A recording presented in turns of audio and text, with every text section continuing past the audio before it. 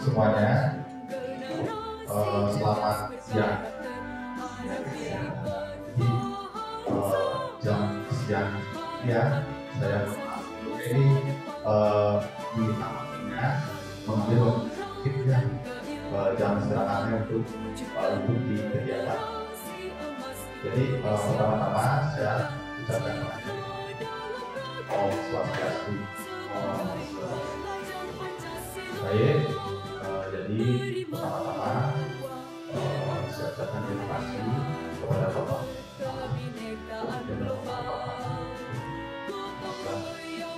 menyimakkan ini untuk hadir dalam kegiatan, dan juga teman-teman guru Bapak Ibu semuanya. Terima kasih juga sudah berkenan hadir.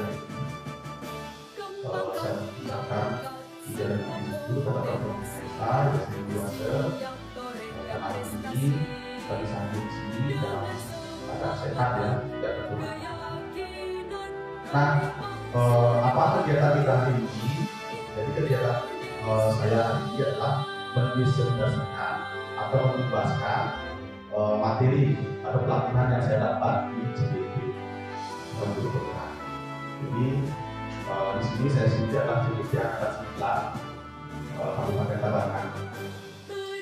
Kan saya belum terima diri lagi ya, teman semoga kenal ya. Hari ada di tempat sini saya juga sudah punya jadi topik atau tema kita hari ini adalah menumbuhkan budaya positif. Nah, apa itu budaya positif? Apa yang harus kita lakukan untuk menumbuhkan budaya positif setelah? Nah, itulah yang akan kita lakukan pada hari ini. Baik, sebelumnya saya akan bacakan dulu susunan nasihat hari ini. Yang pertama adalah pembukaan, yang kedua doa, yang ketiga menyanyikan lagu Indonesia Raya, yang keempat pemaparan menumbuhkan budaya positif, yang kelima bentuk seperti itu. Nah, yang pertama berdoa. Jadi berdoa yang mohon izin yang pimpin. Jadi untuk Bapak Ibu dimohon untuk berdiri.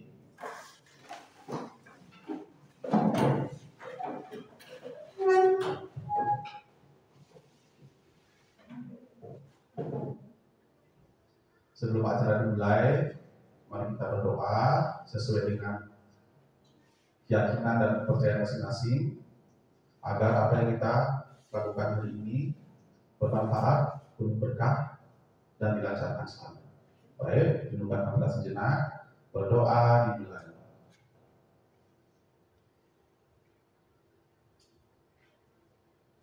Berdoa selesai, dimohon untuk Bapak Ibu tetap berdiri. Dan habis selanjutnya kita akan menyanyikan lagu Indonesia Raya.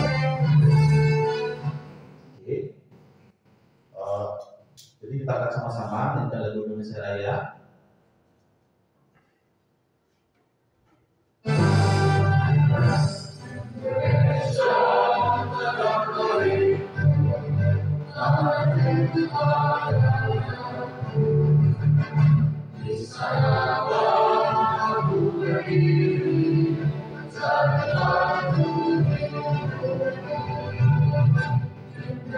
Indonesia, bangsa yang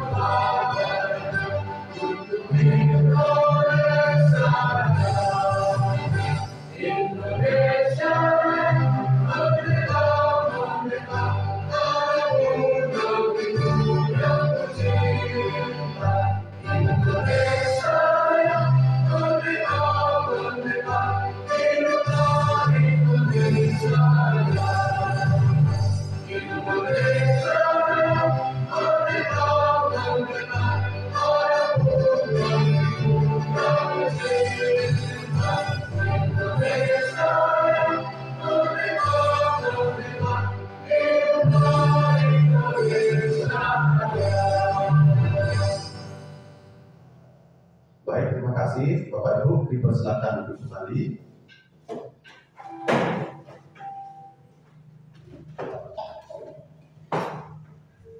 Oke, gimana Bapak Ibu, masih semangat ya? Bagus ya, ya nggak apa-apa. Sambil nunggu absen juga ya. Oke, jadi sebelum Pak Guru nggak ngajar di kelas ya. Sebelum saya mulai, saya akan perkenalkan dulu fasilitator dan juga pengajar praktik saya di Pendidikan Guru Penggerak Kabupaten Tabanan. Yang pertama adalah fasilitator, yaitu adalah Pak Pande Gede Ogo Sugiharto. Jadi dia adalah fasilitator yang menjadi fasilitator saya di LMS di online. Jadi beliau hanya di online untuk memberikan pelatihan kepentingannya. Kemudian yang kedua adalah pengajar praktik. Nah, jadi ini Ibu Karina ya, teman-teman sudah kenal ya, karena sebelumnya sudah bertemu. Jadi beliau adalah pengajar praktik saya. Beliau adalah yang menilai saya nanti langsung tatap muka langsung dalam aksi nyata biasanya. Tapi hari ini beliau tidak hadir. Seperti itu. Kemudian yang ketiga saya sendiri tidak perlu mengenalkan lagi ya, sudah kenal, kita lanjut saja.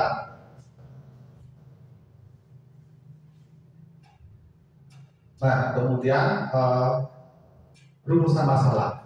Kita akan membedah 3 hal di sini ya, untuk kita nanti diskusikan, nanti kita carikan solusi dan berkolaborasi bersama-sama. Yang pertama adalah apa yang dimaksud budaya positif. Yang kedua, bagaimana menumbuhkan budaya positif.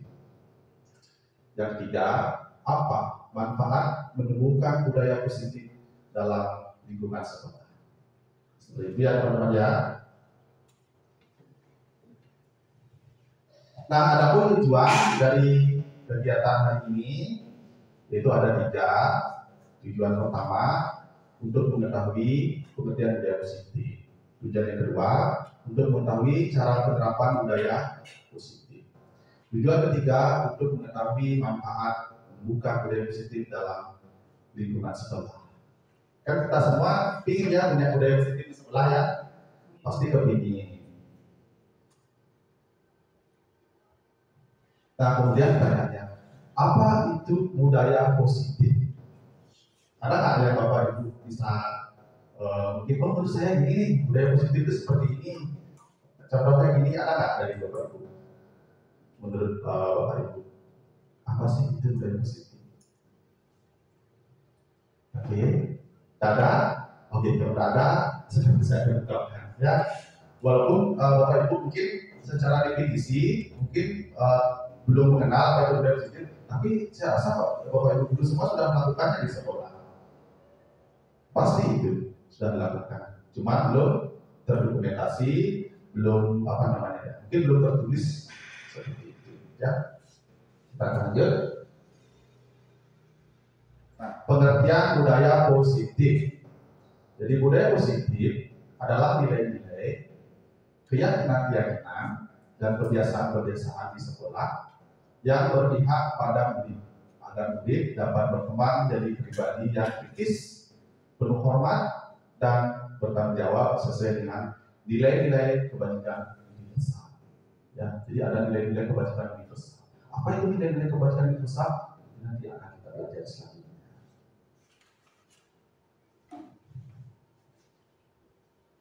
Nah, ini adalah ilustrasi saja. Ya, jadi untuk menumbuhkan budaya positif itu dimulai dari siapa? Dari Ibu guru, dari kita ya, dari saya, dari Bapak Ibu, semuanya itu dimulai dari kita. Kalau kita sudah mampu menumbuhkan budaya positif sesuai dengan prinsip dalam diri, tapi juga nanti bisa kita lakukan juga kepada anak-anak. Dimulai dari guru atau para guru ya, menumbuhkan kebiasaan positif kepada anak-anak. Nah, secara langsung maupun tidak langsung juga akan berdampak pada karakter anak-anak nanti. Jadi untuk menumbuhkan karakter anak-anak itu tidak hanya melalui buku juga ya. Oh, anak kita jujur ini, anak apa itu definisi murid berjati, itu kan hanya definisi, hanya pengertian. Tapi kalau kita sudah dari diri sendiri, dari guru, sudah mempunyai karakter yang positif, maka anak-anak pun secara langsung juga akan memiliki karakter yang positif. Seperti apa yang dibilang Mas Prabu kemarin ya, ayo kita ciptakan coba dulu, rumah dulu.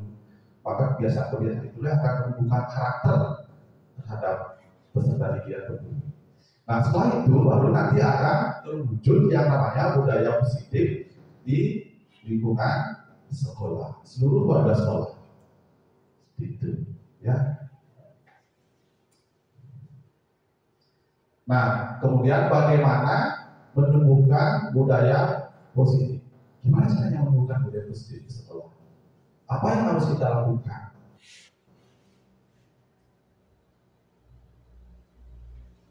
Nah, untuk menumbuhkan budaya positif di sekolah, nah ada 5 materi ini yang akan kita bahas hari ini. Jadi 5 materi ini sebenarnya cukup padat, ya. Kalau saya di CDP itu ini hanya baru satu submodul segini pada materinya. Jadi nomor satu ini submodulnya 1 gitu. Nomor 2 submodulnya 2. Jadi sangat modulnya kembali sebenarnya cuma saya rangkum di sini ya menjadi 5 atau 6 cara untuk menumbuhkan budaya positif di sekolah. Yang pertama itu adalah disiplin positif dan nilai-nilai kebajikan universal. Yang kedua, teori motivasi, hukuman, dan penghargaan restitusi. Ada asing ya, ada restitusi ya.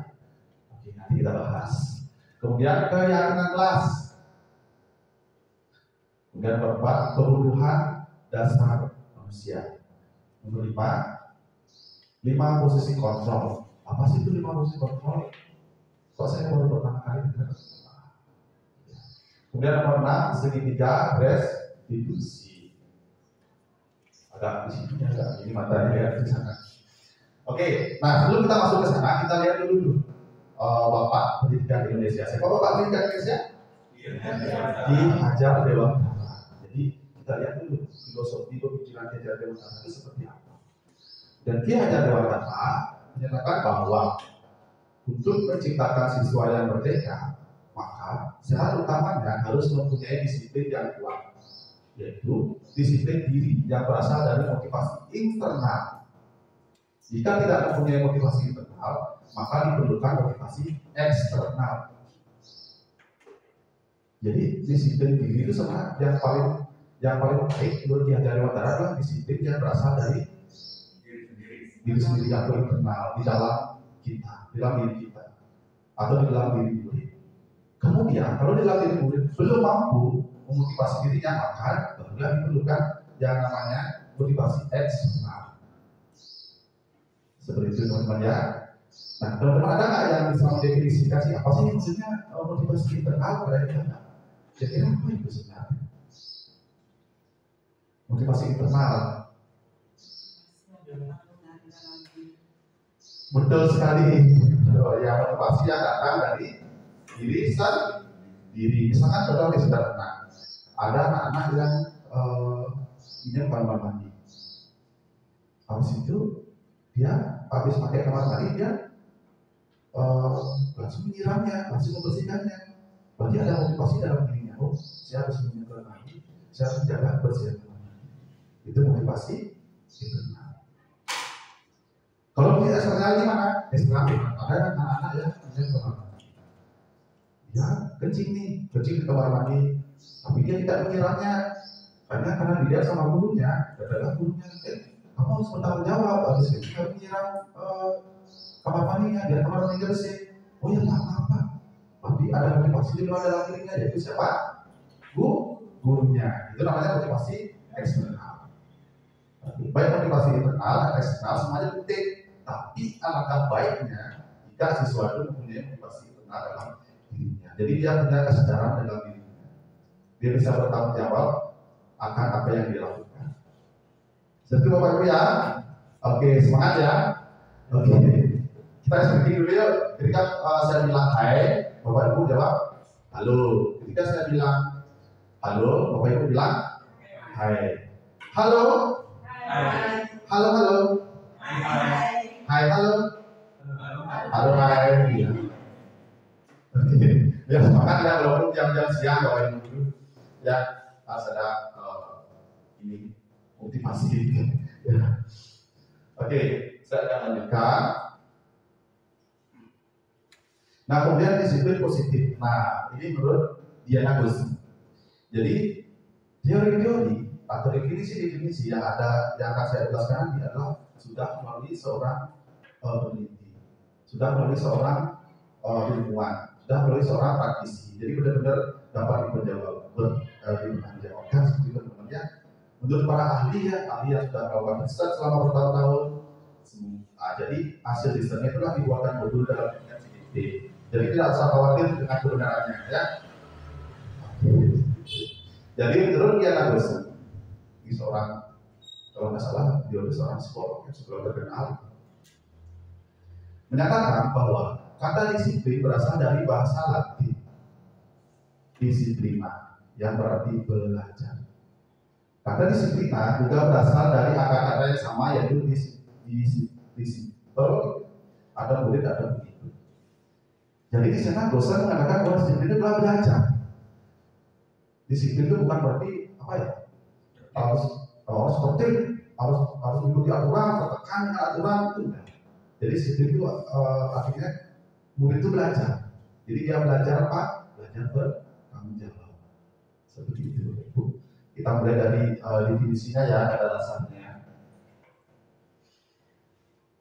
Nah, kemudian seseorang yang memiliki disiplin diri berarti mereka bisa bertanggung jawab. Itu disebut. Kemudian terhadap apa yang dilakukannya karena mereka mendasarkan tindakan mereka pada nilai-nilai kebajikan universal. Nah, sekarang kita masuk nih ke nilai-nilai kebajikan universal. Apa itu nilai-nilai kebajikan universal? Nah, jadi nilai kebajikan.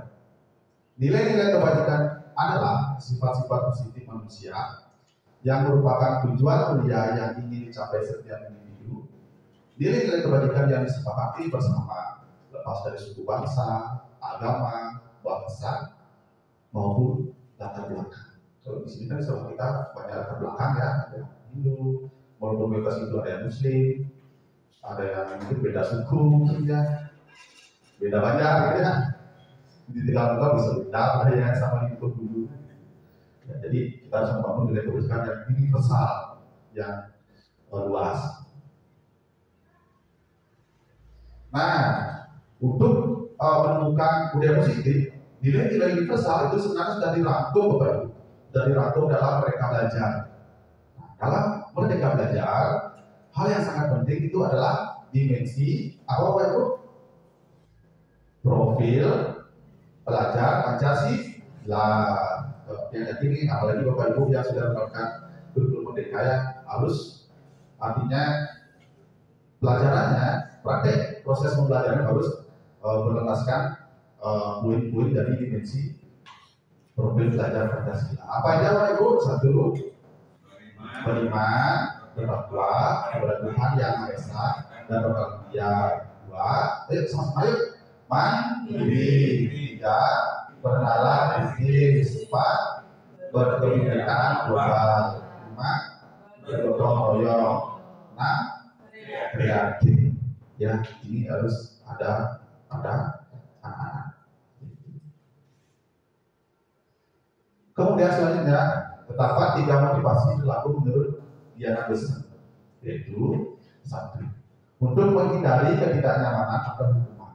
Seseorang berperilaku untuk menghindari permasalahan yang mungkin muncul dan berpengaruh kepada mereka secara fisik, psikologis, atau tidak terpenuhi kebutuhan mereka bila mereka tidak melakukan tindakan tersebut. Jadi poinnya ini, Bapak Ibu, yang pertama, untuk menghindari ketidaknyamanan atau hukuman. Apa motivasinya? Untuk menghindari hukuman. Kalau untuk menghindari hukuman berarti belum pada motivasi ini, belum, karena menghindari hukuman. Oh, sekarang saya buat mereka biarkan hukum nanti semua dulu, buatnya kerjanya. Berarti motivasinya dia biar hukum, gitu ya. Kemudian yang kedua, untuk mendapatkan imbalan atau penghargaan dari orang lain. Seseorang berperilaku untuk mendapatkan pujian, hadiah atau imbalan dari orang lain yang menurut mereka penting dan mereka letakkan dalam dunia bebas. Nah, ini yang kedua nih, motivasi yang kedua nih, melakukan motivasi hanya untuk dapat penghargaan. Kalau penghargaan kan masih dari luar, masih dari eksternalnya. Sekarang belajar salah, saya belajar besok ulangan biar dapat 100, dan dikasih lagi penghargaan sama Pak Guru, dan dikasih lagi emoji sama Pak Guru, dikasih hadiah lagi sama Pak Guru, dikasih coklat lagi sama Pak Guru kayak kemarin. Motivasi dari dalam dirinya. Ya, apa itu perlu, tapi ada batasnya. Nanti kita bahas dulu dengan ini, ya. Oke, nomor 3, motivasi nomor 3 yaitu untuk menjadi orang yang mereka inginkan dan menghargai diri sendiri dengan nilai-nilai yang mereka percaya. Orang melakukan sesuatu karena nilai-nilai yang mereka yakini dan hargai. Motivasi ini akan membuat orang mempunyai positif karena motivasinya bersifat universal. Nah, motivasi yang ketiga ini adalah motivasi yang ada pada dirinya, yang ada pada kesadaran dirinya. Jadi mereka menghargai dirinya sendiri, dan ketika mereka menghargai dirinya sendiri, maka otomatis dia akan jadi orang yang bertanggung jawab. Inilah yang akan kita tumbuhkan nanti pada murid atau peserta didik kita semua. Itu Bapak Ibu ya. Nah, kemudian saya punya sebuah pertanyaan nih. Sebenarnya saya malu pertanyaan ini, Pak Ibu. Pertanyaannya apa? Kok sangat ini saya tanya lupa terlambat, jadi karena saya terlambat. Tapi tidak apa-apa, ayo kita jadi bahan refleksi. Tidak hanya untuk diri saya, Bapak Ibu, ya untuk diri saya juga refleksi. Tapi ini harus saya sampaikan karena salah satu materi dari modul CIV. Pertanyaannya, sebagai seorang guru, saat Anda hadir mengajar di kelas Bapak, motivasi apakah yang berdasarkan dengan Anda? Apakah Anda datang tepat waktu karena tidak ingin ditegur oleh atasan Anda, dan kemudian mendapat surat peringatan atau tidak ketidaknyamanan dan hukuman? Atau Anda ingin mendapatkan ujian dari atasan Anda dan mendapat penghargaan sebagai karyawan atau guru yang berprestasi? Atau hanya mempunyai absensi online saja? Atau apakah punya motivasi yang lain? Atau semuanya? Oke, ada mau pendapat nih. Saya kasih sesi pendapat untuk hari ini. Tidak apa-apa juga Ibu Guru. Saya juga jujur pernah terlambat. Pernah sedikit. Karena ada hal-hal yang tidak bisa saya kontrol. Misalkan saya terlambat ngajar di jalan. Saya hampir 1 jam di jalan. Itu kena 5 lampu merah. Belum lagi jam-jam masuk sekolah kan banyak murid di jalan, jadi macet. Jadi saya sering seperti itu. Tidak apa-apa, ya. Itu kita jadikan refleksi dalam diri kita. Mungkin Bapak Ibu, ada yang mempunyai 1 orang saja. Apa yang memotivasi Bapak Ibu untuk datang ke tamu? Apakah hanya untuk absensi saja? Ini biar penuh nih absennya nih. Kalau tidak dapat 100 nanti di presensi online-nya 1 aja. Atau mungkin ada motivasi, saya ini kurang apa-apa. Saya dalam waktu saya biar bisa mengajar dengan baik di kelas. Atau semuanya? Kalau saya semuanya sih pengen absensi juga ya, ingin apa ya, biar tidak ikut sama bapak juga ya. Kalau saya jujur ya, tapi ada juga dalam motivasi dalam diri saya juga ada. Saya ini memang saya tulus ingin mengajar anak-anak. Saya tidak bolos nih. Pokoknya saya senang nih ngajar di kelas, jadi saya datang ke bapak. Ada juga di dalam saya. Walaupun di sisi yang lain eksternalnya juga ada. Saya tidak biasa sama kepala. Masa saya terlambat terus? Seminggu saya 2 kali terlambat. Minggu depan saya sekali aja. Kalau bilang itu ada. Kalau saya itu ada. Jadi internal sama eksternal juga ada. Yang mulia. Mungkin ada lagi Bapak Ibu ini apa yang motivasi? Ada yang tidak? Jadi.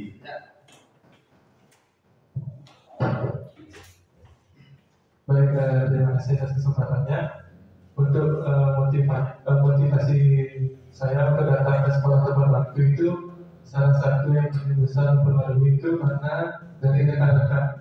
Karena dia melihat dari rekan-rekan sudah untuk berdatangan itu sudah tepat waktu, jadi saya diri sendiri saya jadi termotivasi agar datang ke sekolah tepat waktu. Dan motivasi lainnya juga, saya merasa kalau datang tepat waktu itu adalah kewajiban, karena kita sebagai seorang guru kita harus tepat waktu mengajar ke dalam kelas. Baik, itu saja dari saya. Terima kasih. Untuk Pak Jadi selain ada unsur ekstrinsik, ada unsur luar, oh saya nanti sama teman-teman, kalau saya terlambat, kan ada juga motivasi dari luar, dari teman-teman. Tapi di satu sisi ada juga motivasi dari dalam. Bagi Bapak Made dirinya punya rasa tanggung jawab di dalam dirinya. Oh, saya sebagai guru, saya itu kewajiban saya mengajar. Saya harus mengajar dengan baik, salah satunya tentang waktu. Jadi motivasi intrinsik dan ekstrinsik ada dalam Bapak Made ya. Jadi bagi saya ya, walaupun saya harus sering lambat pada waktu ini. Oke, gitu ya untuk open mind dulu, kita buka dulu pemahaman kita, dan kita lanjut ke berikutnya. Nah, tujuan dari disiplin positif adalah untuk menanamkan motivasi intrinsik pada murid kita, yaitu untuk menjadi orang yang mereka inginkan dan menghargai diri sendiri dengan nilai-nilai yang mereka percaya. Jadi ada satu nilai-nilai yang mereka percaya, ya, nilai-nilai positif yang mereka percaya. Nah, kemudian kita lanjut ke materi selanjutnya tentang motivasi. Udah ya, udah paham apa itu ya? Ada motivasi intrinsik, ekstrinsik, kemudian contohnya kita paham ya. Oke, sekarang kita lanjut ke materi berikutnya, yaitu hukuman, konsekuensi, dan restitusi. Apa itu hukuman? Apa itu konsekuensi? Apa itu restitusi? Yang pertama hukuman. Bapak Ibu pasti sudah paham ya apa itu hukuman ya. Jadi hukuman bersifat tidak terencana atau tiba-tiba, bersifat satu arah dari pihak guru yang memberikan, dan murid hanya menerima suatu hukuman tanpa melalui suatu kesepakatan. Jadi sifatnya spontan untuk hukuman. Saya ingin tanya nih, Bapak Ibu, waktu Bapak Ibu sekolah, baik SD, SMP maupun SMA, pernah nggak dihukum sama gurunya? Ayo dulu nih, pernah nggak? Pernah semua ya? Terus saya juga pernah dihukum. Ya, saya dulu waktu SD ingat, padahal yang jadi kepala sekolah itu pakai nisan saya. Jadi saya, ini jujurnya waktu SD, jadi saya pelajari aktif gitu. Habis itu ke kantinnya agak jauh nih dari sekolah, agak di luar kantin sekolahnya. Ketika bel berbunyi, saya masih di kantin. Dengar si bel berbunyi, tapi kantin itu lapor. Habis itu adalah yang lapor rekan saya, dilakukan sama waktu itu guru walinya nggak masuk, langsung dilaporin sama kepala sekolah. Akhirnya apa yang terjadi? Saya dihukum. Bapak Ibu tahu nggak apa hukumannya? Saya disuruh berjemur di depan tiang bendera selama dari 15 menit itu. Berjemur itu berlepas sama teman kita waktu SD. Dihukum sama kelas sekolah itu kakek saya sendiri. Oke, ada nggak Bapak Ibu yang bisa menceritakan ini? Pernah dihukum nggak di sekolah? Mengapa dihukum dan apa bentuk hukumannya? Ayo saya berkomentar. Ya pengalaman aja nggak apa-apa. Ibu Yuli pernah dihukum nggak? Ceritakan dong. Apa ini dasar hukumannya? Baik, terima kasih untuk kesempatannya. Saya mau cerita sedikit ya, waktu yang SD yang pernah dihukum. Waktu itu Tiang sempat dorong teman sekelas di depan WC, Tiang dorong sampai jatuh, sampai luka kakinya. Nah saat itu Tiang dihukum, hukumannya disuruh ngomong sama tembok. Ngomong sama tembok, disuruh bilang, saya minta maaf, diulang sampai 50 kali, itu hukuman Tiang dulu. Sehingga sejak saat itu Tiang nggak pernah lagi mengganggu teman, dorong teman, ngatain teman. Memang sewaktu SD Tiang nakal, ya nakal Tiang sering ganggu teman. Tangan dulu Pak judulnya. Itu hukumannya disuruh ngomong sama tembok, minta maaf. Terus setelah bilang minta maaf 50 kali, langsung disuruh minta maaf sama teman yang luka. Nah lukanya nggak sih terlalu parah, cuma sekedar lecet dikit lah. Cuma nangisnya teman saya itu yang lama, jadinya bikin saya tamat lagi dihukum gitu loh. Ya demikian dari saya. Oke, terima kasih. Oke, Bu Yulia pernah karena apa dorong teman kok? Iya, dorong teman. Jadi temannya nangis, ditawarin sama gurunya, ngomong sama tembok. Kenapa? Minta maaf sama temannya langsung. Minta maaf dulu sama tembok, suruh ngomong dulu kan dihukum dulu, setelah itu baru minta maaf sekarang sama temennya. Dikasih tahu nggak sama gurunya? ini loh boleh dilakukan ini loh, tidak boleh, kamu nggak boleh lebih ini, bisa tahu nggak? Dikasih tahu bahwa yang lakukan itu salah, bahaya.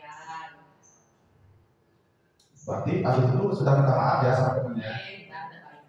Berarti dulu kecil, dulu SD sudah bertanggung. Nah, jadi ini Bapak Ibu, ada namanya hukuman, ada namanya konsekuensi. Dalam kurikulum Merdeka tidak disarankan kita menghukum murid. Yang disarankan adalah konsekuensi. Apa sih sebenarnya konsekuensi itu? Contoh, saya kasih contoh. Misalkan ada anak yang mencoret-coret bangkunya dengan spidol misalkan. Ini ngejorok-jorok lah coretnya, bohongnya kamar, layangan, apa. Kalau guru penghukum, dia akan bilang, kamu mencoret-coret bangku, salah kamu lakukan itu, jadi depan kelas. Oke, begini. Hukum. Ya udah sampai sana. Kalau guru yang memberi konsekuensi beda. Kamu telah mencoret-coret bangku. Apa yang harus kamu lakukan? Ya ini harus pikir. Oh ya Pak, saya salah. Saya harus menghapus coret-coretan yang saya buat. Ya silakan hapus. Itu yang konsekuensi. Jadi dia bertanggung jawab atas tindakan yang dia lakukan. Karena dia kesalahannya mencoret-coret bangku, maka dia harus membersihkan meja.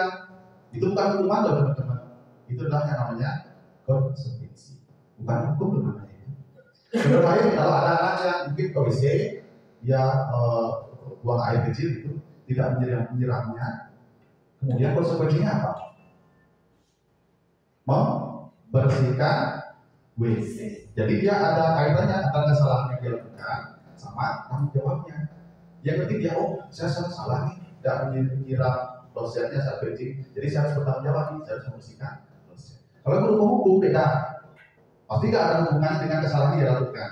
Kamu belum nggak nyiram kloset waktu kencing, silakan pusat 10 kali. Nah, apa hubungannya pusat sama kesalahannya dia? Kan tidak ada. Jadi tidak ada kesadaran di sana dan tidak menunjukkan rasa tanggung jawab pada siswa. Jadi dalam kurikulum Merdeka, dalam mereka belajar, guru-guru diwajibkan menggunakan konsekuensi, bukan hukuman. Jadi harus dibedakan Bapak Ibu. Saya kenapa juga ini kasus itu kan coret-coret bangku di kelas 6. Saya kasih dia, Pak saya dihukum Pak, kamu nggak dihukum, kamu harus bertanggung jawab atas yang melakukan. Namanya konsekuensi bukan hukuman. Oke, seperti itu teman-teman ya, sudah mulai terbuka ya pikirannya ya, apa itu hukuman, apa itu konsekuensi. Kemudian ada lagi yang terakhir yang paling keren, namanya restitusi. Jadi guru melakukan restitusi. Restitusi adalah proses menciptakan kondisi bagi murid untuk memperbaiki kesalahan mereka, sehingga mereka bisa kembali pada kelompok mereka dengan karakter yang lebih kuat. Nah, apa itu restitusi? Itu yang akan kita bedah sekarang. Lebih keren kalau restitusi itu lebih keren daripada konsekuensi. Apalagi hukuman, ya hukuman pada zaman sekarang yang mereka belajar. Seperti itu. Oke, kita lanjut. Nah, inilah saya tunjukkan tabel. Di mana di tabel ini ada menunjukkan 3 hal ya. Ada hukuman, ada konsekuensi, ada restitusi. Kalau hukuman ini dia identitas gagal. Menurut Pak Ahli, ini menurut Pak Ahli ya, bukan saya sendiri yang melakukan, bukan ini ahli yang melakukan, yang sudah melakukan riset selama bertahun-tahun. Kemudian ada disiplin, identitas sukses, yaitu konsekuensi seperti yang saya ceritakan tadi, sama restitusi. Misalkan nih, kalau hukuman murid atau anak belajar menyembunyikan kesalahannya, kalau dia dia belajar, pasti kalau guru itu sering hukum, pasti cenderung kan menyembunyikan kesalahannya kan. Ya kan, misalkan pas belajar dia ngelayangan gitu misalkan, pasti pas ada guru ya, pas hukum pasti disembunyiin ya kan. Nah itu tipe-tipe anaknya motivasinya karena hukuman. Kalau konsekuensi murid atau anak belajar kalau kita kasih konsekuensi berarti dia bertanggung jawab, otomatis dia taat pada peraturan. Nah ada restitusi, murid atau anak belajar memecahkan masalah dan lain sebagainya. Mungkin teman-teman bisa baca atau nanti saya share materinya ini ya agar untuk mempersingkat. Nah kemudian di sini saya ingin mengajak Bapak Ibu game kecil nih. Tadi kan saya sudah jelaskan apa itu hukuman, apa itu konsekuensi, apa perbedaan hukuman, apa perbedaan konsekuensi. Nah, saya ingin Bapak Ibu menulis nih. Bapak Ibu mau berpikir ya? Berpikir. Oke, mungkin Bapak Ibu bisa menuliskan nomor 1 sampai 5 di bawahnya, kemudian isi. Nomor 1 misalkan, mencatat 100 kali di dalam buku kalimat saya tidak akan terlambat lagi karena terlambat ke sekolah. Nah, anak-anak ketika dia disuruh mencatat 100 kali di dalam buku kalimat saya tidak akan terlambat, mungkin kesalahannya dia terlambat di sini. Makanya dulu nyuruh, ayo kamu sekarang mungkin mencatat 100 kali di dalam buku kalimat saya tidak akan terlambat lagi karena terlambat ke sekolah. Apakah ini termasuk hukuman? Apa konsekuensi? Oke, saya kasih waktu 3 menit kan, Bapak Ibu. Ayo, langsung yang nomor 1 hukuman misalkan, nomor 2 konsekuensi. Ayo.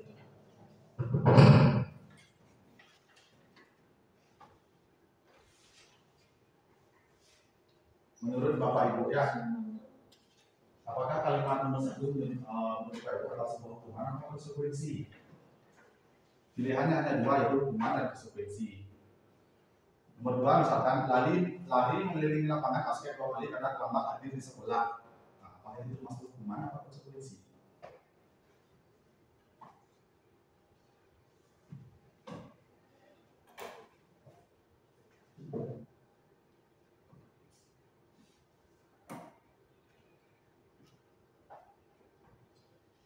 Nah, Bapak Ibu di sini tidak ada benar dan salah. Ya, kita dalam mengimbaskan tidak ada yang benar dan salah, semuanya benar menurut Bapak Ibu sendiri-sendiri. Sudah ya? Oke, bisa lanjut ya. Kita lanjut aja ya kalau belum selesai. Kemudian, nah ini ada lagi, ternyata ada lagi ya sampai 12. Berjemur di lapangan basket pukul 12 siang karena mau ngobrol dengan teman. Itu masuk hukuman apa konsekuensi? Karena dia mau ngobrol dengan temannya di jam belajar, terus dia berjemur di lapangan basket jam 12 siang. Apa hubungannya berjemur di lapangan dan ngobrol dengan temannya? Nah, kira-kira menurut Bapak Ibu itu termasuk hukuman apa konsekuensi?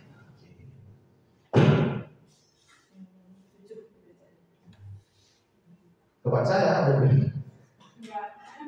nggak kebaca nggak apa. Apa perlu yang bacakan? Bisa gitu. Dibaca? Bisa.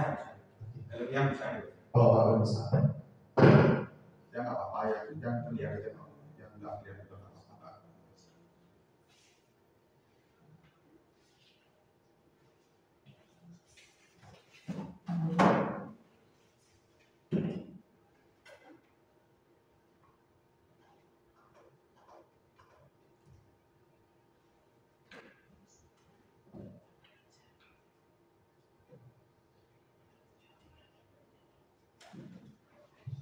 Mungkin apa yang terlihat di depan ini pernah juga Bapak Ibu alami ya.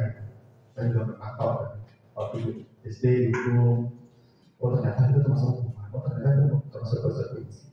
Termasuk juga saya ngajar di kelas, saya beberapa kali pernah ngasih hukuman terhadap anak-anak. Saya refleksi, oh ternyata yang saya lakukan itu salah ya. Harusnya saya ngasih konsekuensi bukan hukuman. Baru nyadar sekarang semenjak itu pelatihan ini. Sejak saya mengetahui pemahaman-pemahaman ini.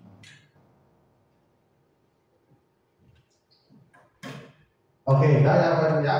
Nah, sekarang kita lihat jawabannya apa. Saya telah selipkan di slide berikutnya ya.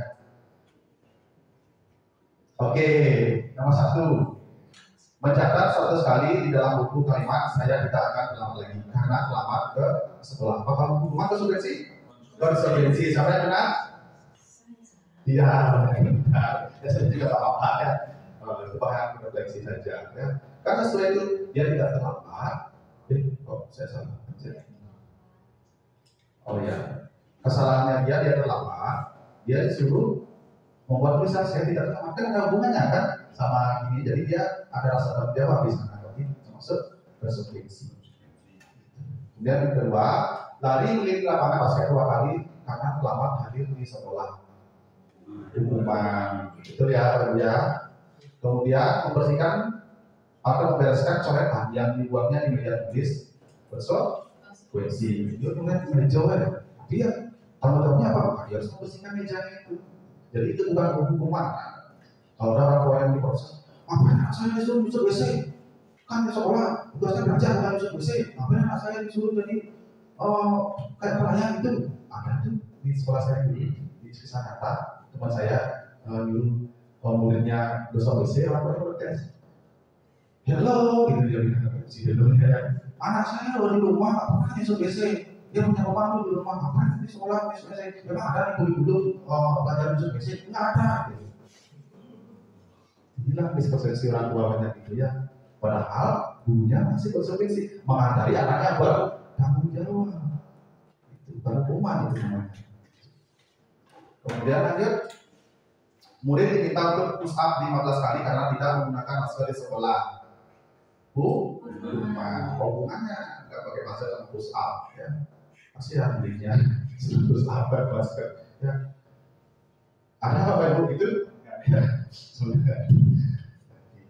Kemudian nomor 5, menggantikan kertas tugas teman yang telah dicoret-coret konsekuensi jelas ya. Kemudian nomor 6, berjemur di lapangan basket pada pukul 12 siang karena menurunkan teman jelas hukuman. 7, murid diminta bertelanjang kaki sebanyak kali karena tidak menggunakan sepatu warna hitam sesuai peraturan sekolah. Hukuman ini Bapak Ibu ya. Dan nomor 8, berdiri di depan kelas sambil mengangkat kaki satu karena tidak bisa menjawab pertanyaan hukuman. Saya pernah begitu dulu ya. Kami dulu kan belum pada mereka belajar orang beda zaman beda cara. Kalau dulu kan mungkin zaman sebetulnya cocok karena zamannya mungkin zaman penjajahan mungkin tidak cocok untuk zaman itu. Kalau zaman sekarang belum sudah berubah, suasana dan kondisi sudah berubah, beda lagi loh.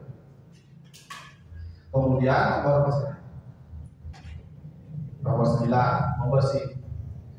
membersihkan tumpahan air di meja tulis karena tersenggol pada saat belajar. Konsekuensi kehilangan 10 menit jam istirahat untuk mengerjakan tugas karena terlambat datang dan tertinggal pelajaran selama 10 menit. Konsekuensi duduk di bangku di pinggir lapangan pada jam istirahat tidak diizinkan bermain oleh tiket karena mencederai teman saat bermain lapangan. Konsekuensi lari mengelilingi lapangan basket 2 kali karena terlambat 10 menit untuk pelajaran PJOK. Apa tuh? Konsekuensi Bapak Ibu, karena ada kaitannya. Dia lari mengelilingi lapangan basket karena apa? Pada jam pelajaran PJOK boleh berlari kan olahraga, ya kan?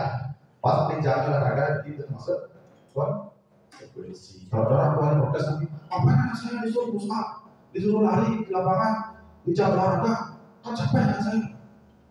Orang itu konsekuensi karena jam olahraga, kan tuh sekalian olahraga kan, gitu. Nah inilah banyak guru-guru tidak ada dulu bahkan orang tua banyak yang konsekuensi apa itu hukuman, apa itu konsekuensi. Itu yang harus kita pahami sebagai seorang pendidik. Gitu. Nanti kalau orang tuanya protes seperti yang Bapak bilang kemarin ya, saya gini, orang tua yang ngerti bisa kita jelaskan. Oh saya menjalankan konsekuensi. Dia harus belajar bertanggung jawab. Kalau apa yang kita lakukan itu benar, itu loh. Ya terserah deh orang tua mau apa itu. Saya yakin apa yang saya lakukan itu benar. Kalau saya seperti itu. Lanjut. Nah kita lanjut ke materi berikutnya yaitu 5 kebutuhan dasar manusia. Loh banyak ini materinya kan. Saya mungkin percepat. Kemudian apa yang kebutuhan dasar manusia? Mengapa kita sebagai pendidik harus belajar ini? Jadi definisinya adalah 1, kebutuhan untuk bertahan hidup. Atau ada 5 jenisnya kebutuhan dasarnya.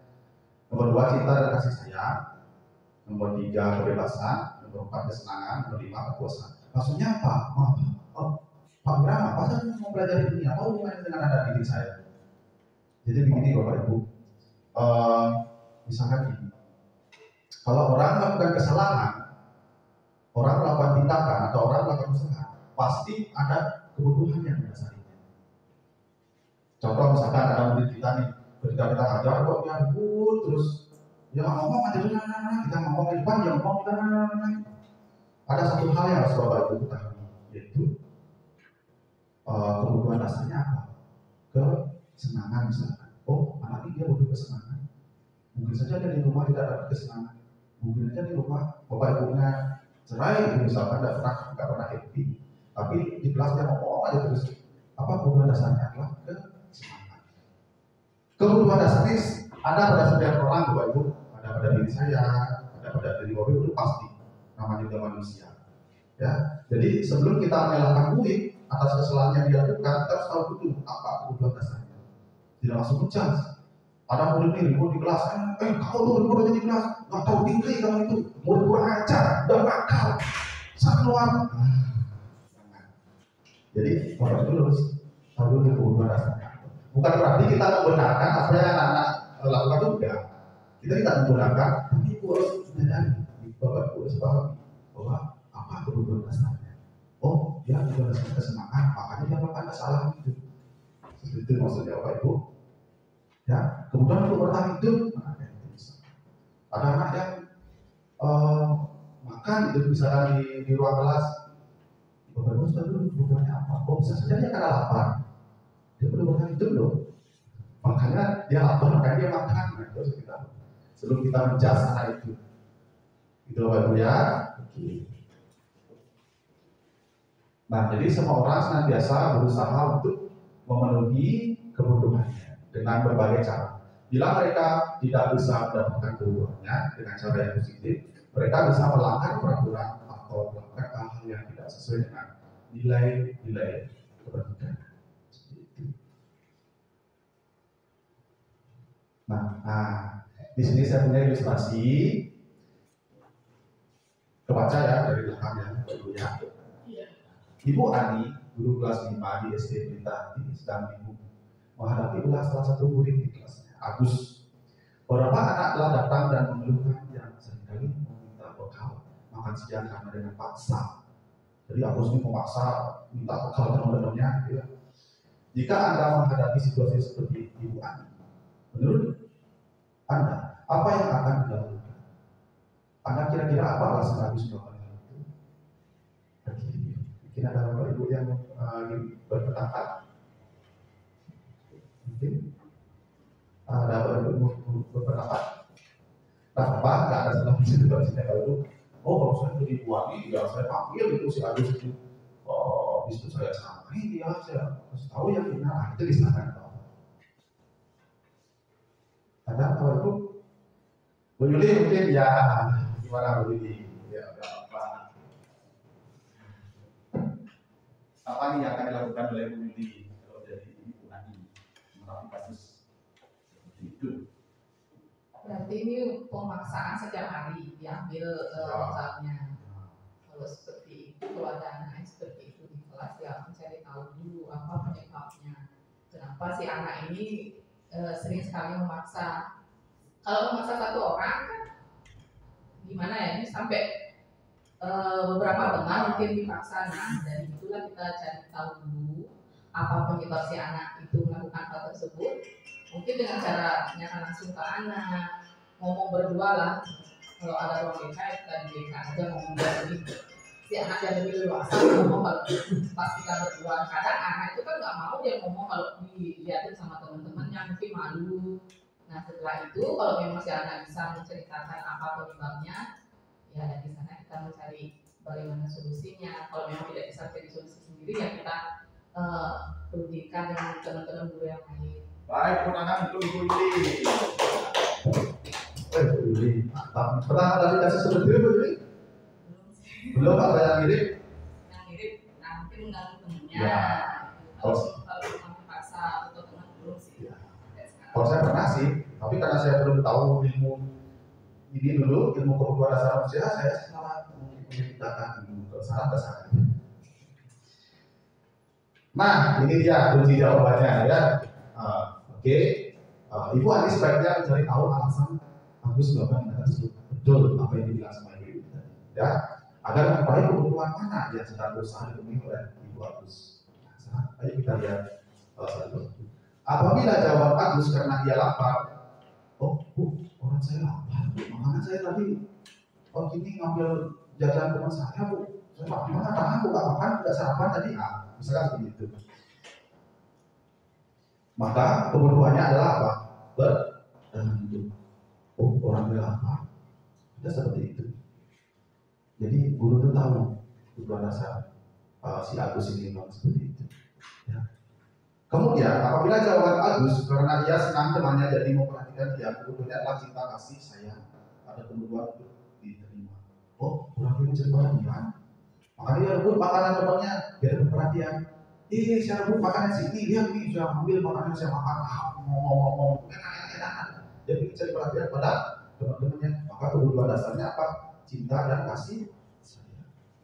Jadi kita tidak langsung menjudge, kamu pengen jajan temanmu tuh, lupa kamu tuh lombong, jelek. Mereka akan seperti dia. Kita harus tahu dulu kebutuhan dasarnya apa. Kemudian apabila jawaban Agus adalah dia merasa hebat karena temannya jadi takut dan pimpinannya, kebutuhan adalah kekuasaan atau pengakuan atas kemampuannya. Dan teman saya takut nih, saya ambil makanannya, ya saya. Berarti nggak dia orang saya ketika saya ambil makanannya. Dia merasa kebutuhannya adalah penguasaan. Dan keempat, apabila jawaban Agus karena dia merasa bosan dengan bekal yang dibawakan ibunya karena selalu membawakan bekal yang sama, kebutuhannya adalah kebebasan. Kebutuhan akan dilihat. Jadi dia butuh kebebasan. Ya, mau dibuka masa jadi lautnya bayang, pribadi dia bayang, berbuat dia bayang, kan tadi kan, makanya dia berpikir bekal temannya gitu. Ya. Melima, apabila jawaban Agus adalah karena iseng saja dan dia menikmati ekspresi wajah temannya yang kesal karena diambil makanannya, kebutuhannya adalah kesenangan. Itu yang harus Bapak Ibu pahami. Ya, sebelum opak gitu ya. Padahal langsung opak, udah dia langsung kamu tuh. Apalagi punya gede-gede tau nggak Bapak Ibu? Anak-anak itu ya, dia punya simbol saraf itu tuh masih apa ya? Masih gitu. Ketika kita bertak anak itu, maka simbol-simbol saraf itu bisa pecah bertaknya. Maka ada kontrol. Tidak boleh kita langsung merasa, siapa ini? Terkejut dia tak. Itu terus maka psikolog kan menurut saya yang menurut psikolog seperti itu. Oke. Paham Pak Buya? Kebutuhan dasar manusia paham ya? Sekarang kita lanjut ke materi berikutnya, itu keyakinan kelas. Jadi keyakinan merupakan nilai-nilai kebaikan atau prinsip-prinsip yang disepakati secara universal pembentukan keyakinan kelas. Nah, jadi keyakinan kelas bersifat lebih abstrak daripada peraturan yang lebih rinci dan nyata. Ada keyakinan, ada peraturan. Jadi murid itu harus punya keyakinan ya Bapak Ibu, bukan hanya peraturan. Yang kedua, keyakinan kelas berupa pernyataan-pernyataan yang universal. Yang ketiga, pernyataan keyakinan kelas selalu dibuat dalam bentuk positif. Jadi harus kalimat atau kata-kata itu harus positif. Misalnya gini, kamu tidak boleh membuang sampah sembarangan gitu misalnya. Ada kata tidak boleh membuang sampah sembarangan. Apa yang akan terjadi? Maka membuang sampah sembarangan yang masuk ke bawah sadar anak itu. Kalau keyakinan kelas beda, kata-katanya diubah. Jagalah kebersihan lingkungan. Sayangilah lingkungan. Itu namanya keyakinan kelas. Jadi kata-katanya misalnya kita tuh berjasa, kamu tuh nggak boleh nakal. Justru nakal itu yang masuk ke bawah sadar anak itu. Jadi dia nakalin, ngerasin nakalin anak. Beda sendiri. Kamu harus jadi anak yang sejahtera. Kan seperti itu. Ini juga untuk diri sebelah itu juga untuk diri anak saya ya tentang keyakinan kelas. Dan keyakinan kelas harusnya dibuat tidak terlalu banyak sehingga mudah diingat dan dipahami oleh semua anggota kelas. Keyakinan kelas hendaknya sesuatu yang dapat diterapkan di lingkungan. Semua anggota kelas hendaknya ikut berkontribusi dalam pembuatan keyakinan kelas melalui kegiatan curhat pendapat. Jadi keyakinan kelas itu tidak hanya dibuat oleh guru Bapak Ibu, harus berkolaborasi sama anak-anak. Jadi semua berkesempatan untuk memberi masukan dan guru tapi juga anak-anak. Semua anggota kelas bersedia meninjau kembali keyakinan kelas dari waktu ke waktu. Apakah Bapak Ibu sudah pernah membuat keyakinan kelas di kelasnya? Ada yang sudah pernah? Saya baru, ya saya ikut CGP baru membuat keyakinan kelas. Yang saya buat dulu itu apa? Peraturan kelas. Oh, saya sudah buat itu peraturan kelas. Beda apa itu? Peraturan sama keyakinan itu beda. Ya, saya juga baru bikin keyakinan kelas di kelas.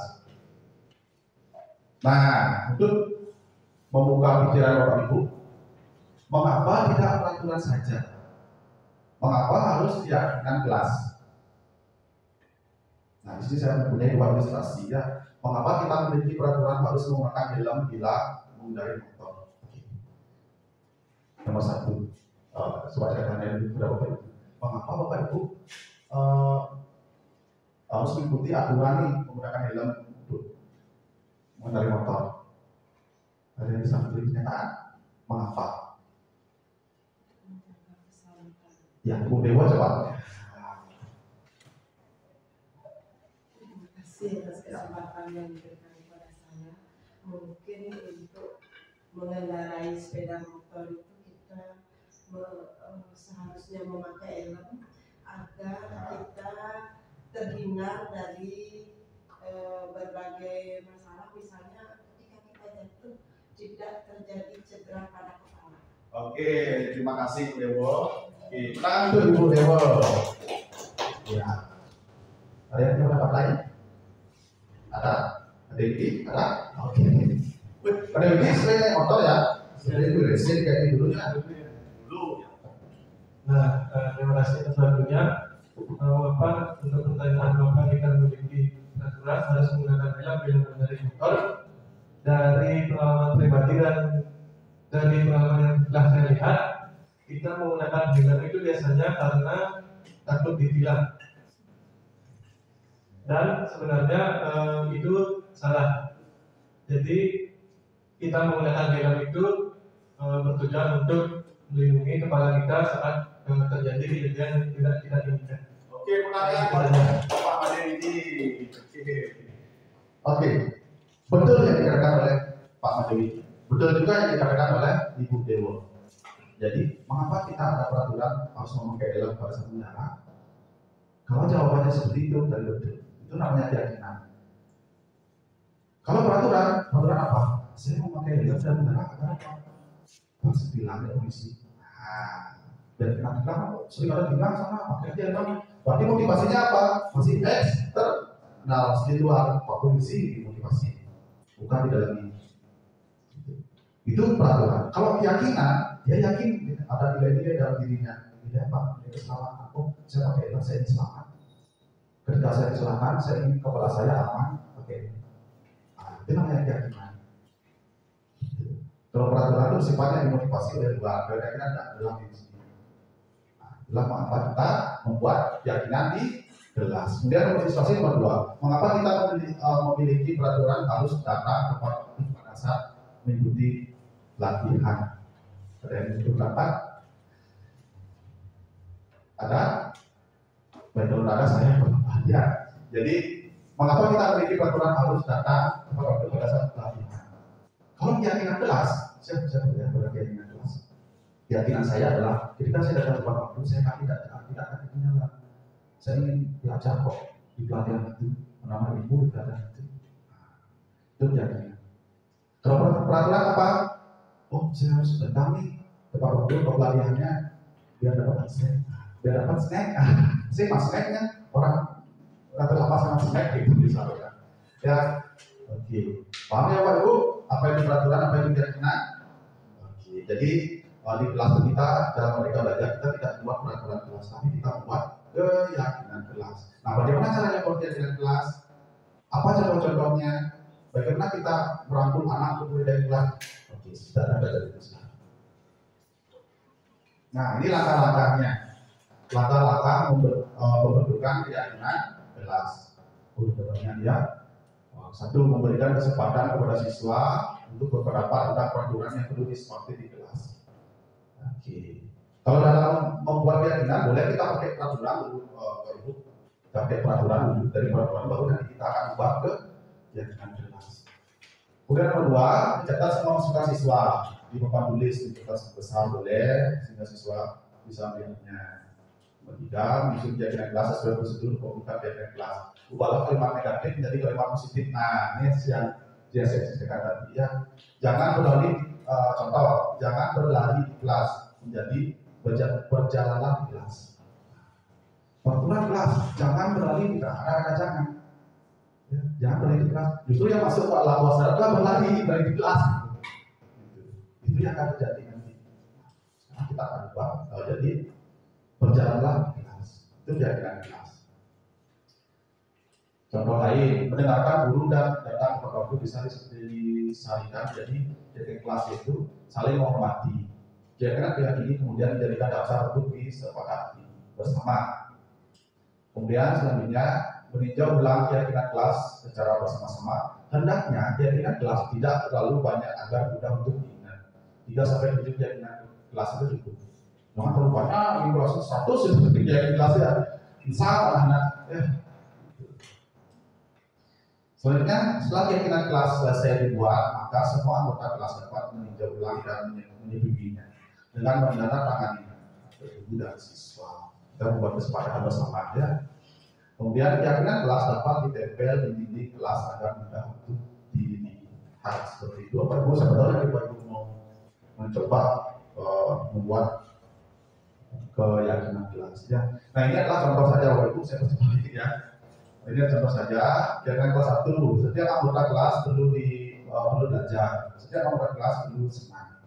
Jadi tidak ada kata tidak di sini Bapak Ibu. Tidak ada kata tidak ada kata jangan. Itu kata-kata yang negatif dihilangkan dalam keyakinan kelas. Contoh lain, keyakinan kelas 5 selalu bersikap positif, senantiasa menjadi diri terbaik, percaya dan menghormati orang lain serta orang miliknya, berkhidmat terhadap setiap tugas, senantiasa membantu. Keyakinan kelas 7 juga ada. Diksinya harus Bapak perhatikan ya. Harus positif diksinya, kata-katanya harus positif.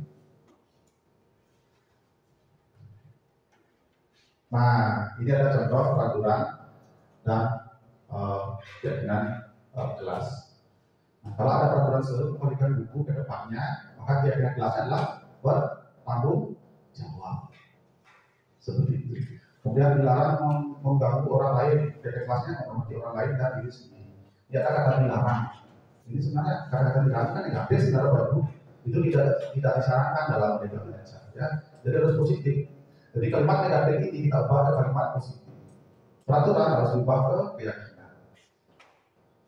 Dan seterusnya ya. Di sini Bapak Ibu bisa baca. Nanti bisa share ya di grup materinya. Nah, ini adalah contoh keyakinan kelas yang saya buat di kelas 6. Ya, jadi kita buat kesepakatan dulu sama anak-anak, apa nih kira-kira keyakinan kelas yang kita harus sepakati bersama. Anak-anak bebas dia punya pendapat sendiri dengan kertas yang mereka tempelkan di papan ya.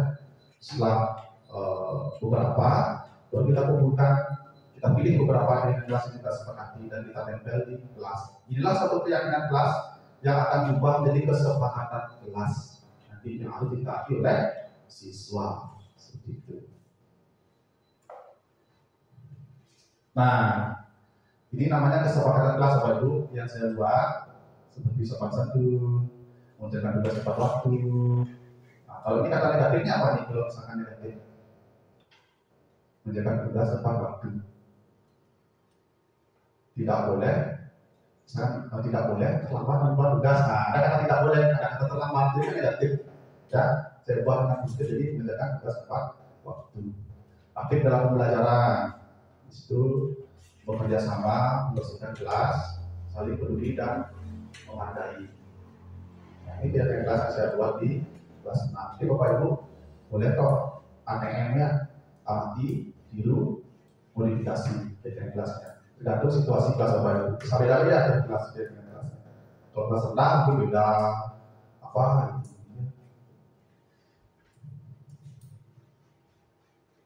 Nah, masih banyak dirinya Bapak Ibu. Halo. Hai. Hai. Halo. Hai. Oke, semangat ya. Pak D semangat ya. Oke, materinya masih banyak loh. Ini materi yang saya pelajari selama 1 bulan lebih. harus saya rangkum dalam 1 jam gitu. Oke, jadi ada yang berikutnya adalah materi segitiga restitusi. Jadi itu restitusi merupakan proses penciptaan posisi bagi siswa untuk memperbaiki kesalahannya mereka sehingga mereka bisa kembali pada kelompoknya dengan karakter yang baik. Tadi kita sudah belajar tentang hukuman, kita sudah belajar tentang konsekuensi. Sekarang kita akan belajar tentang restitusi yang dibuat dalam bentuk segitiga restitusi. Ada Bapak Ibu yang pernah dengar kata segitiga restitusi? Belum ada ya? Oke, saya juga baru belajar. Apa itu segitiga restitusi? Jadi ini adalah bagian dari segitiga restitusi. Jadi saya kasih gambar umumnya gini ya Bapak Ibu. Misalnya gini, ada misalkan murid yang bermasalah di sekolah maupun di kelas. Apa yang harus dilakukan guru? Yang dilakukan oleh guru adalah komunikasi dengan siswa tersebut. Apa teknik komunikasi guru dengan siswa tersebut? Itulah yang segitiga restitusi. Bagaimana? Apa yang sebenarnya dibicarakan oleh guru itu? Ada step-stepnya loh dalam ini menurut seorang ahli psikologi yang ada tahap-tahapan yang harus kita komunikasi terhadap anak masalah itu. Adalah dalam bentuk segitiga restitusi. Jadi segitiga restitusi itu ada 3. Yang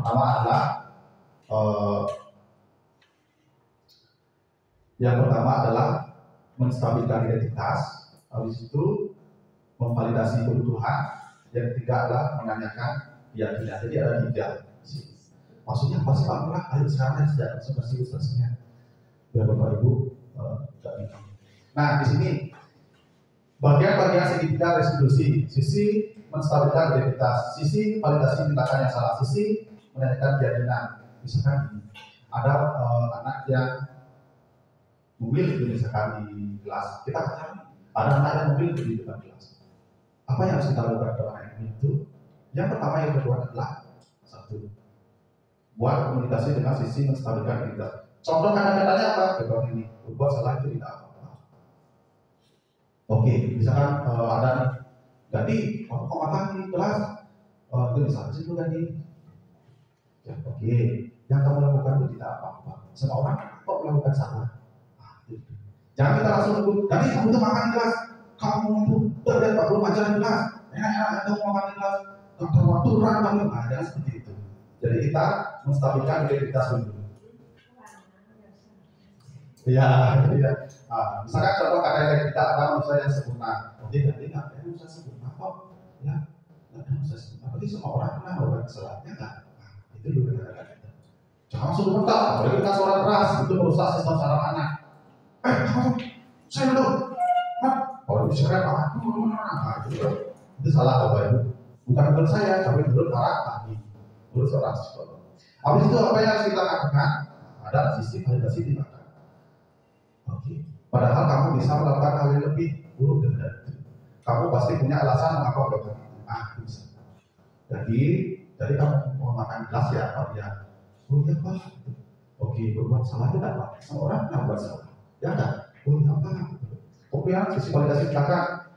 Kamu pasti punya alasan kan mengapa kamu makan gelas. Kita tanyakan dulu alasannya apa. Kita koreksi dulu mengapa dia melakukan tindakan itu. Oh iya Pak, saya makan di kelas. Wah, mana menurut saya Pak makan Pak. Padahal saya makan saya lapar. Itu ya, itu kita memvalidasi tindakan yang salah dari kami. Contohnya. Kemudian sisi menanyakan keyakinan. Lalu kita lanjut ke menanyakan keyakinan. Jadi, kan kita punya keyakinan kelas yang harus kita taati. Biarkan dia berpikir, jangan kita langsung bilang, oh kita punya keyakinan kelas ini, kita ini loh. Guru tidak menjelaskan itu, biarkan dia yang menjelaskannya sendiri. Guru hanya bertanya, dia yang membuat motivasi intriksinya, atau dia yang menyadarkan jawab sendiri. Kamu salah ya? Enggak, saya salah Pak. Kira-kira keyakinan kelas mana yang kamu langgar ya? Tidak dia. Kemudian Pak, saya melanggar keyakinan kelas tentang belajar itu harus aktif Pak. Jadi dia nyadar sendiri, tidak guru yang menjelaskan, muncul dalam dirinya kesadaran itu. Gitu. Apa Pak Ibu ya? Jadi ini kayak sebuah seni komunikasi untuk anak yang punya masalah. Ini keren banget nih kalau kita belajar lebih banyak ini. Ini modulnya tebal banget Bapak Ibu. Saya bisa belajar, tapi saya rangkum. Oke, kita ada pemahaman sedikit ya Bapak ya, udah ya. Oke, di sini ada video, mungkin video ini saya skip aja ya. Nanti saya akan share ya di WhatsApp grup ya, biar Bapak Ibu bisa nonton ya. Oke, 10 menit soalnya waktunya lumayan. Untuk mengisi yang terbaru nanti saya share di grup WhatsApp. Nah, inilah materi terakhir kita, yaitu adalah posisi kontrol. Jadi ini masih menurut Dian Bosen. Jadi guru itu punya apa namanya? Punya posisi kontrol Bapak Ibu. Ini saya lupa di sini membuat lintasannya. Posisi kontrol yang pertama adalah penghukum. Seperti yang dijelaskan tadi ya, bagaimana seorang guru terhukum. Apakah guru berupa fisik, verbal, dan sebagainya. Di mereka belajar hukum itu tidak disarankan. Seperti yang saya jelaskan tadi. Apakah Bapak Ibu ingin jadi hukum? Tidak ya? Tidak, saya juga tidak. Oke. Kemudian posisi selanjutnya yang bisa dilakukan oleh seorang guru adalah membuat orang merasa bersalah. Jadi itu masih negatif ya Bapak Ibu. Contohnya ini. Pada posisi ini biasanya guru akan bersuara lebih dulu menggunakan keningan yang membuat siswa menjadi tidak nyaman, berselah atau rendah hati. Contoh kadang-kadang guru dalam sini misalkan Bapak sangat kecewa dengan kamu. Misalkan ada anak yang berantem menggunakan Bapak sangat kecewa dengan kamu.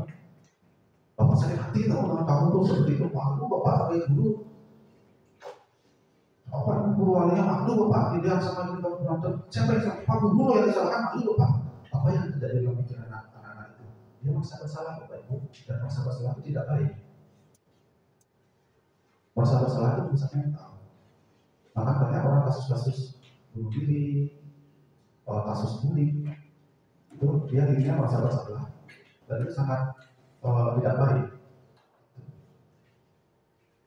Itu harus Bapak Ibu paham. Mungkin maksudnya gurunya baik itu loh. Maka sepadan kamu kecewakan Bapak. Maksud gurunya baik, kecewa itu, tapi jangan salah loh, kata-kata seperti itu tuh bisa menurunkan dirinya dia, menurunkan motivasinya dia, membuat dirinya dalam bersalah ya. Nah, kemudian posisi kontrol yang berikutnya adalah teman. Nah, ini sudah mulai positif nih. Ya, yang negatifnya juga menjadikan diri itu sebagai teman untuk murid. Gitu. Jadi dalam posisi ini guru tidak akan menyakiti murid, tapi akan selalu berusaha mengontrol siswa melalui persuasi. Ayo bantulah demi ibu ya. Ayo bantu demi ibu ya, kerjakan tugasnya. Ya harus kerjakan tugasnya. Jadi kata-katanya kayak itu kayak teman gitu. Positifnya apa? Ada positifnya. Jadi teman itu merasa enjoy sama gurunya, merasa happy sama gurunya. Tapi ada juga sisi negatifnya. Lama-lama gurunya bisa diremehkan bersama. Kalau kita hanya sudah diri sebagai seorang teman, maka boleh kita posisikan diri sebagai teman pada saat-saat tertentu boleh. Jadi, tapi tidak semuanya. Bisa anak itu bisa kira-kira gurunya kemana-mana, bisa semuanya gitu. Itu bisa saja nanti. Tapi apakah tidak boleh? Tidak boleh juga. Pada saat-saat itu saya sering kok bilang posisikan diri sebagai teman sudah anak. Tapi di saat tertentu saja, di saat pelajaran tertentu saja. Nah, kemudian ada monitor atau pemantau. Jadi guru memposisikan dirinya adalah sebagai seorang pemantau. Jadi posisi pemantau berdasarkan peraturan-peraturan.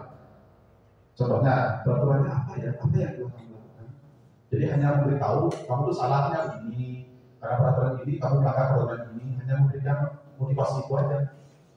Nah, itu tipe guru seorang pemantau. Nah, ini yang paling keren nih. Tipe guru adalah seorang manajer. Nah, jadi merupakan posisi mentor di mana guru berbuat bersama dengan murid, mengajak siswa mempertanggungjawabkan perilakunya, mendukung siswa menemukan solusi atas permasalahannya sendiri. Apa yang kita yakini atau keyakinan jelas, apa rencanamu untuk memperbaiki. Jadi guru seorang manajer adalah guru yang sudah menguasai segitiga restitusi yang saya jelaskan tadi. Itu, ya. Jadi mana yang paling baik? Apakah sebagai penghukum? Apakah sebagai pembuat merasa bersalah? Apakah sebagai teman? Apakah sebagai pemantau? Apakah sebagai manajer? Manajer lebih bagus. Jadi Bapak Ibu diharapkan bisa memposisikan diri sebagai seorang manajer. Dengan cara apa? Dengan cara segitiga restitusi yang saya jelaskan tadi. Apakah boleh menjadi teman? Boleh, bisa saja. Apakah boleh jadi merasa bersalah? Boleh sesuatu, tapi ada negatifnya. Kalau ini menghukum, jangan ya, itu sudah negatif. Oke, inilah bagian saja ya, bagian motivasi eksternal, jadi step apa kaitannya dengan pemahaman kita tadi, dulu sebagai seorang hukum, sebagai orang merasa bersalah, teman, pemantau dan manajer. Apa detail dari konsekuensinya ada di sini. Ya, bagaimana dampak terhadap publik ada di sini. Tidak saya jelaskan ya. Nanti saya share di WhatsApp dulu. Dia setuju ya, Bapak ya? Oke. Nah, ini adalah contoh kenapa segitiga diskusi. Jadi ini yang saya sudah kerjakan ya, mungkin karena wifi-nya ya, koneksi wifi-nya yang kurang bagus di sini. Nah, jadi sebenarnya di sini berupa video, Ibu. Jadi video yang saya buat langsung nyata di CGP, bagaimana praktekan guru sebagai seorang manajer yang menggunakan teknik segitiga diskusi terhadap siswa yang bermasalah. Bukan siswa yang bermasalah sih, siswa yang mungkin melakukan kesalahan, tapi dia sebetulnya hanya perlu dikasih tahu ya, agar dia itu bertanggung jawab. Karena macet, ini saya skip aja ya. Oke, ini saya share di grup. Oke, sebentar. Nanti sudah aktif ya dia, sudah jam soalnya. Oke, inilah kata-katanya. Jadi walaupun video tidak bisa diputar, tapi inilah kata-kata yang saya buat. Ini wawancaranya, ini diskusinya sama ini. Jadi ada Gandhi itu ya yang dia muncul di kelas waktu sedang memberikan pelajaran. Jadi apa yang saya harus lakukan adalah ini kata-katanya. Pak tahu pasti ada alasan apa kami sendiri di kelas kan, kalau kasih gunakan.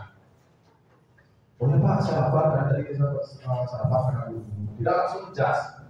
Tapi kamu tuh makan keras, nggak tahu kurang kamu juga seperti itu. Ya harus ada segitiga diskusi harus saya terapkan pada si Gandhi itu. Oke, langsung ini hanya video saja ya. Saya ingin sekolah kita di SD Negeri 1 Tambora benar-benar tercipta sekolah yang mempunyai budaya positif. Ya, banyak guru, murid, seluruh warga sekolah. Ini harapan kita semua. Sebenarnya sudah berjalan ya, tapi ini adalah salah satu kegiatan positif yang dilakukan itu kebiasaan tadi. Saya rasa Pak Guru sudah nonton ya ini ya. Sudah nanti saya share juga ya di YouTube. Oke, diskusi. Pada diskusi kan kita sudah diskusi tadi ya. Di proses kita sudah diskusi panjang lebar dan diskusi yang luar biasa. Terima kasih. Jadi saya lanjutkan saja yang terakhir yang selamat adalah refleksi. Jadi ini wajib Bapak Ibu, kegiatan ini wajib ada refleksi. Ya. Jadi apa hal baru yang mengubah paradigma saya yang saya dapatkan? Kemudian perasaan apa yang muncul selama ini di sesi ini, khususnya mengenai makna di situ dan motivasi intrinsik. Oke, ada yang bisa satu orang saja. Apa? Spontan saja. Apa baru yang mengubah paradigma saya? Misalnya, oh ya saya ternyata dulu saya sering kok dari dulu hukum dulu. Kalau setelah saya mengikuti lagi itu saya berusaha. Karena saya harus memposisikan diri saya sebagai bukan hukum. Jadi saya harus jadi seorang manajer untuk anak-anak. Itu misalnya. Apa? Mungkin ada Bapak Ibu. Nomor 1 dia dulu ada. Mungkin Ibu Dewa mungkin sedikit tak apa sedikit saja. Terima kasih atas waktunya. Paradigma yang ingin saya ubah setelah saya mendengarkan penjelasan dari Pak Mani tadi, mungkin hal-hal sebelumnya saya kurang memahami. Berkat pemahaman yang sudah didapatkan tadi, saya ingin mengubah mengenai sikap hukuman atau konsekuensi yang harus saya lakukan pada hari-hari berikutnya. Demikian. Tangan Bu Dewa. Ya. Terima kasih Bu Dewa, luar biasa ya. Jadi sudah ada paradigma baru yang muncul di dalam diri Bu Dewa nanti. Yang kedua, perasaan apa yang muncul selama ini sesi khususnya mengenai makna disiplin dan disiplin. Apa perasaannya? Apakah senang, lega, bahagia? Oh, saya bahagia nih. Apalagi ada motivasi dalam diri saya. Bapak Kepala, gimana perasaannya? Perasaannya udah dulu deh. Senang apa gembira hari ini? sangat senang. Luar biasa, sangat senang Bapak Kepala. Pak Pade, gimana perasaannya? Ya, juga sangat senang, luar biasa. Ibu, perasaannya gimana? Ya, sama, sangat senang dan luar biasa. Oke, sangat senang dan luar biasa. Oke, tepuk tangan sekali lagi. Saya sedang kayak jadi ini kan, bisa jadi sudah ya. Nah, kemudian terakhir harapan budaya positif seperti apa yang saya impikan di lingkungan sekolah saya. Jadi harapannya saya ingin budaya positif seperti apa? Saya ingin budaya positif itu kayak seperti dimensi budaya pelajar Pancasila ya. Belajar Pancasila, beriman dan bertakwa pada Tuhan Yang Esa dan berakhlak mulia, berkebinekaan global, gotong royong mandiri, bernalar kritis dan kreatif. Saya ingin budaya positif seperti itu. Setuju Pak Ibu? Setuju. Ya, semoga kedepannya bisa terwujud seperti itu. Baik, Bapak Ibu semuanya. Sekian dulu barangkali yang saya sampaikan hari ini. Saya ucapkan terima kasih yang sebesar-besarnya Bapak Ibu sudah meluangkan waktu untuk saya melengkapi tugas IPB saya, yaitu mendiskutasikan tentang budaya positif di lingkungan sekolah. Semoga apa yang diharapkan kita semua mengenai budaya positif itu tumbuh di lingkungan sekolah kita di SD Negeri 1 Tegal. Seperti Bapak Ibu. Jadi ada pertanyaan? Tidak ada ya, tidak ada. Saya akhiri dengan Ramo Santi. Oh, Santi. Oh.